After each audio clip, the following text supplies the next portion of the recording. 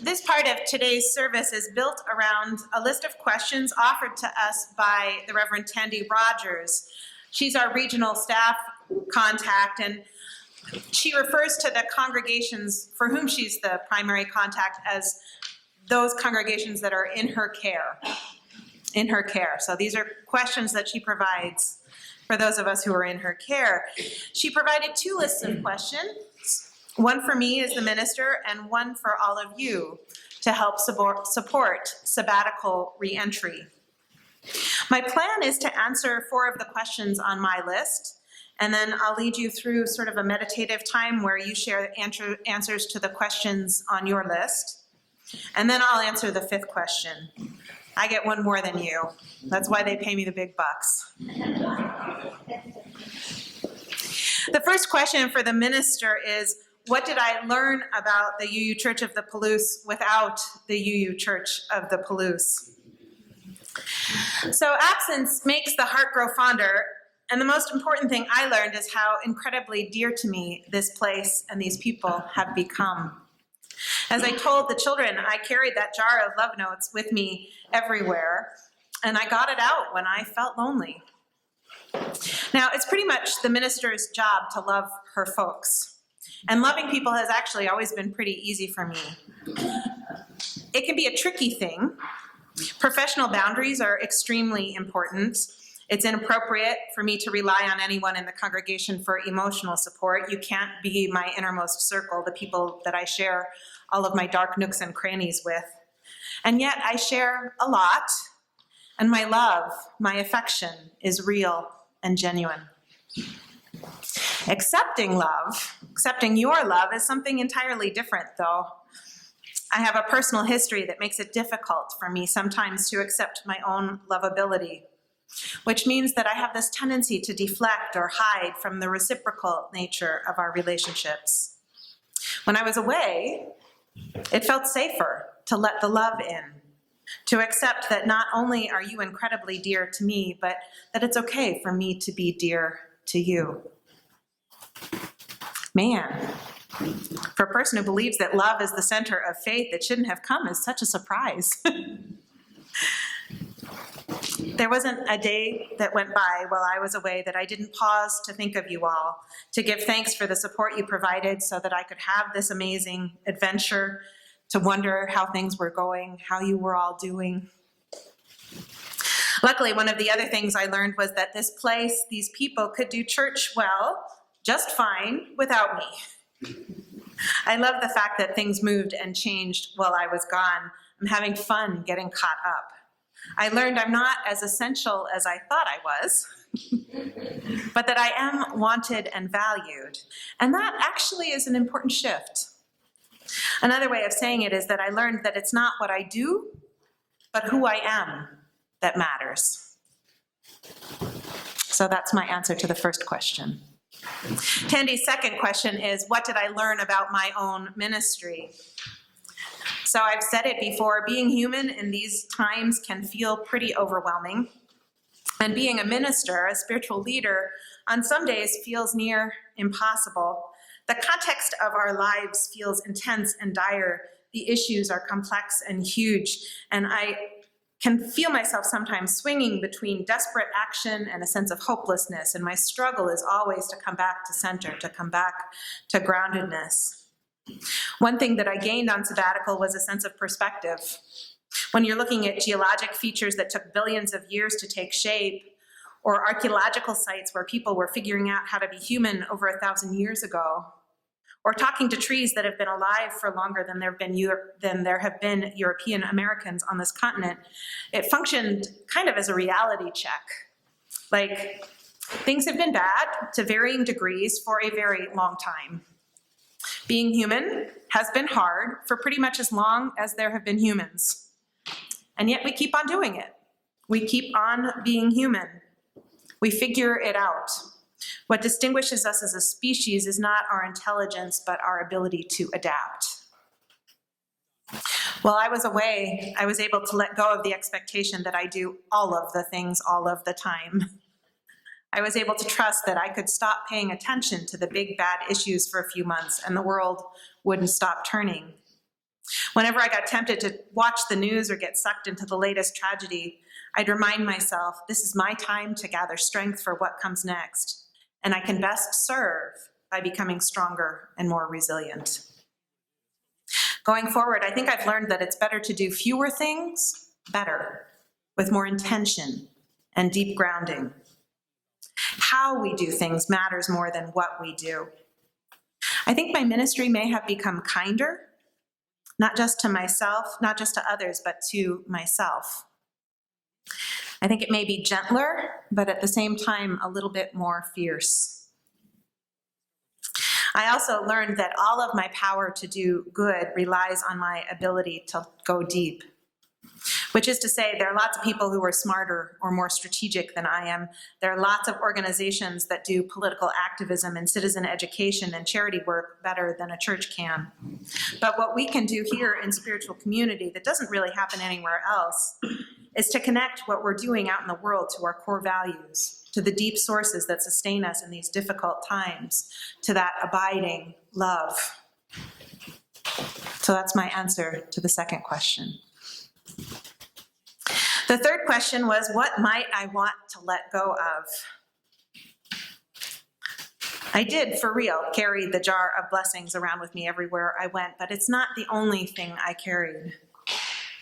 There were stories and losses that were weighing on my heart when I left in February. Downstairs in my office, there's a drawer where I keep the name tags of all of the people in the congregation who have died since I started here. I pray through them with some regularity. When I hold them in my hand, some of them feel heavier than others. Some inspire gratitude and others just grief. I don't think I'll ever completely let go of these stories, but I was able to let go of some of the guilt. I was able to let go of some of the regrets. I carried Donald Wilkinson with me in particular, especially when I visited all these national parks, which were one of his favorite obsessions. For those of you who didn't know Donald, he was a much beloved youth leader who died by suicide this last fall. Donald's story is a complicated one for me to hold. I definitely carried guilt. I didn't notice how much he was struggling, and I wish I had paid closer attention. I also carried a fair bit of anger. It was hard seeing all of the young people who were so shattered in the wake of his death. But as I visited each beautiful place carrying this story with care, I was able to lay some of those feelings down. I reconnected with the goodness in his story, reconnected with my genuine affection for him, which I believe was reciprocated. I think when Tandy asks this question, what am I willing to let go of, she meant me to answer with particular jobs or tasks that I was ready to let go of, or rather not pick back up now that I'm back. And I could give that kind of answer. Certainly this sabbatical gives us the opportunity to renegotiate who does what. But the what feels less important to me than the how. What I really want to let go of is the expectation that I have of myself, that I be able to read people's minds and cure all ills. I do believe that love saves, but only when the person being loved is brave enough to let it in. There's a way I had of doing ministry that was a little almost codependent sometimes. As I tell our lay pastoral ministers, the temptation to help or save is ultimately disempowering to the person who's struggling. Yet letting go means admitting that often I'm powerless to save or even help the person or people I love, and that's hard. But I think I'm ready to let go of the illusion.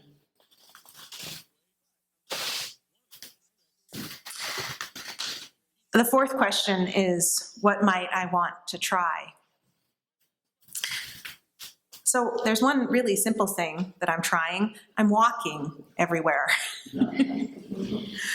Walking to work gives me this lovely opportunity to breathe and be present. And I live in Moscow, so most of the time it's an extra 10 minutes. It's working really well, actually. I also want to try creating spaces for people to engage with the big, complicated issues of the day in grounded and heart-centered ways. Nancy Nelson and I are going to start a book club on racial justice through poetry and narrative. You'll hear more about that on September 1st. I'm also beginning to imagine seasonal retreats, maybe off-site, where we spend some time reflecting on the environmental crises we're facing and processing our grief and fear and dread, finding our way together back to a sense of hope and purpose. If this is work that sort of calls to you as well, come talk to me because I need some co-conspirators. I'm excited to entertain the possibilities inherent in our building project. I'm excited for the rollout of the plans after the service. I'm hoping we find ways to partner with local organizations to make sure our beautiful new space serves the wider community and not just us. In particular, I keep coming back to a dream of a safe and inclusive space for LGBTQIA youth and young adults. We already do some of that, but I wonder about offering like free rainbow pizza once a week. Like, you know, some of the other local churches do this. They feed high school students. They open their doors and feed local high school students once a week. But what if we did it and grounded it in our UU principles of unconditional love and acceptance? Anyway, we may even start that before we have the new building. Tandy and I are talking. And Ginger and I are talking. So I think that those answers, though, are sort of surface answers. They're answers that came up that are about doing, not being. The deeper answers are, I want to try staying light. I want to stay joyful. I want to stay well-rested. I want to try prioritizing fun and self-care. I want to try trusting that what I can do with ease and full presence will be enough. I want to try giving and receiving love with more courage. I want to try living with greater self-compassion and more integrity. I'm enough of a geek that as I write these sentences, I hear the saying, there is no try, only do. So let me rephrase these answers as promises. I promise to stay light, joyful, and rested, to prioritize fun and take better care of myself. I promise that I will trust that what I can do with ease and full presence will be enough. I promise to live with greater self-compassion and more integrity. I promise I will give and receive love with more courage and the limitless generosity that you've been teaching me by your example for these last 7 years. So be it, and so may it be. So your fourth question, what are you grateful for, is actually my fifth question as well. So what am I grateful for? I am beyond grateful for the profound honor, the incredible gift of serving this community. I'm grateful for having had the opportunity to rest and heal and grow over the 6 months of sabbatical that you so generously gave you. I'm grateful to be alive, to have the privilege of feeling the wind in my face, even when it smells like smoke, which blessedly it doesn't just now. I'm grateful to return here, to see with new eyes this amazing place, these beautiful people, you, and to know this place for the first time, to know that here is where I belong. Amen.